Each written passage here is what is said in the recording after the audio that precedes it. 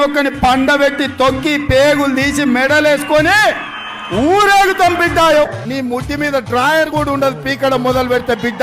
మీ ఊర్లో యాప చెట్టుకు కోదండం వేసి కొట్టండి, లాగుల తొండలు ఇడవండి, బోర్ల బొక్కలు పండబెట్టి తొక్కుతాం. ఓ సన్నాసోడా, సోయలేనుడా, సవడా, దద్దమ్మ, దిక్కుమాలోడా, దివానగా చెప్పులు తీసుకొని అంటారు వానేసి ఒక్కరు కూడా మీరు ఎవరు పెట్టారు. ఏ లెక్క ప్రకారం నుంచి ఈ రోజు గులగొట్టేస్తా అని నీ అయ్య జాగిరా, నీ అమ్మ జాగిరా ఈడ గులగొట్టడానికి. దింపుడు లంజా కొడుకు రాకుండా చెప్పు తీసుకుని వచ్చారు లంజా కొడుకులు.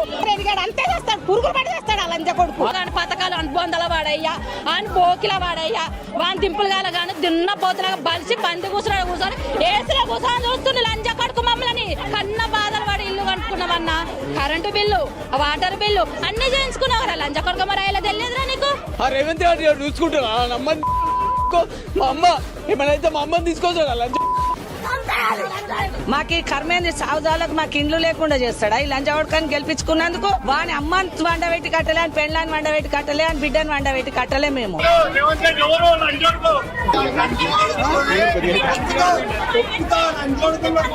అరే నువ్వు ఉంటావారా?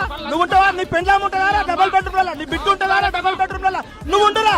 నువ్వు సంసారం చేయి. నువ్వు 3 రోజులు నువ్వు నీ పెండ్లాంతో సంసారం చేయి. సంసారం చేసిన తర్వాత మేము